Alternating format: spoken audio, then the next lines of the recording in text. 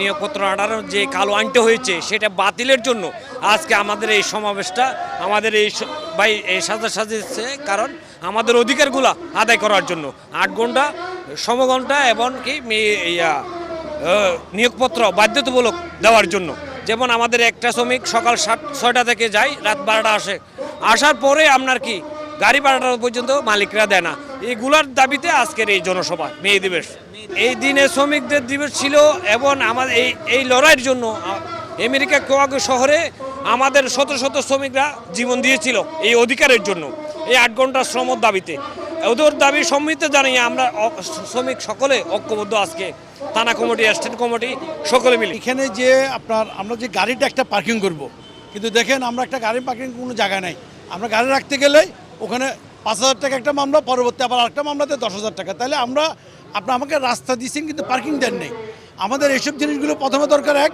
দ্বিতীয় হলো যে আপনার যে 1800 যে কালো আইন, এই কালো আইনটা যেন বাতিল করে আপনার 2006-এ যে আইনটা পাশ করেছিল আগে সাবেক প্রধানমন্ত্রী বেগম খালেদা জিয়ার, ওই আইনটা যদি আপনার কিছু সংস্কার করে যদি ওই আইনটা যদি পাশ করে আবার, তাহলে ওই সফলতা পাবো। আমরা কিন্তু ঘাতক না, আমাদেরকে কিন্তু 2018-এর মধ্যে কিন্তু ঘাতক বানিয়ে দিয়েছে। একটা চালক কোনোদিন চায় না একটা পিঁপড়া মারক।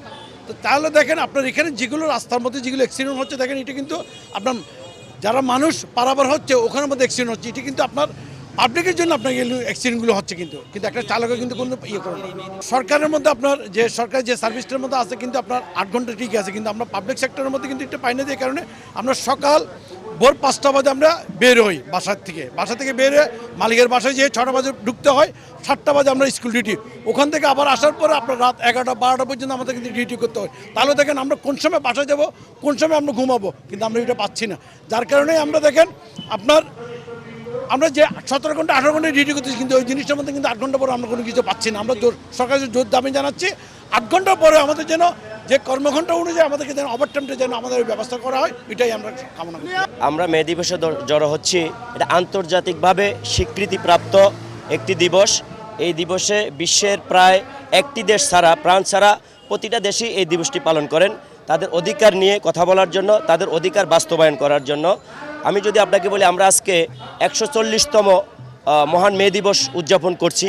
আজ থেকে 140 বছর আগে আমেরিকাতে একটি ফ্যাক্টরিতে আপনারা জানেন যে আমাদের শ্রমিকরা তাদের 8 ঘন্টা কর্মঘণ্টা বাস্তবায়ন করার জন্য আন্দোলন সংগ্রাম করেছিল। সেখানে তাদের উপরে অত্যাচার অনাচার করে তাদেরকে নিপীড়িত করা হয়েছে, তাদের রক্তে রঞ্জিত করা হয়েছে। সেই থেকে আমরা এই মে দিবসটি পালন করি এবং এটিকে আমরা লাল পরিধান করে তাদের স্মরণেই আমরা এই মে দিবসটি উদযাপন করি। এটি সারা বাংলাদেশে এভাবে করা হচ্ছে।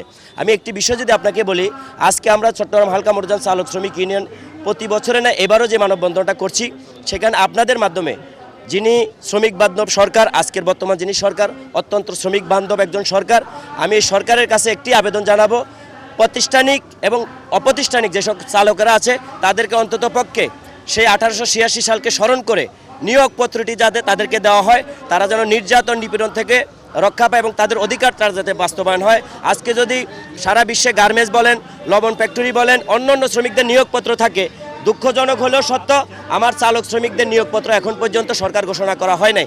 আমি আরেকটি বিষয় আপনার কাছে আপনার মাধ্যমে বলবো যে গত সরকার কেয়ারটেকার সরকারের আমলে শ্রম কমিশনের পক্ষ থেকে চালক শ্রমিকদের জন্য নিয়োগপত্রের জন্য একটি সুপারিশ করা হয়েছিল। দুঃখজনক হলো সত্য, সেই সরকার সেই নিয়োগপত্রটি বাতিল করে শ্রম কমিশন গঠন করা হয়েছে। আমরা চাই অবিলম্বে সেটিকে আবার পুনরায় অন্তর্বর্তী করা হোক। 1886 সালে হেমার্কেটে শ্রমিকদের অধিকার আদায়ের আন্দোলনের যাত্রা শুরু হলেও বর্তমানে 2006 সাল শ্রমিকদের দীর্ঘ আন্দোলনের পরেও যে শ্রমঘণ্টা নিয়ে আন্দোলন সংগ্রাম করেছিল তার বাস্তবায়নে এখনও পর্যন্ত শ্রমিকরা আন্দোলন করে যাচ্ছে, কিন্তু বাস্তবায়নের কোনো মুখই এখনও আমরা দেখছি না। তো আমরা আজকের এই মহাদমন মে দিবস থেকে বলবো যেন সড়ক পরিবহন আইন এগুলো বাতিল করে শ্রমিকদের যে ন্যায্য অধিকারগুলো নিয়ে সরকার বাস্তবায়নমুখী পদক্ষেপ নেই, এটাই আজকের এই মে দিবসের আমাদের প্রত্যাশা।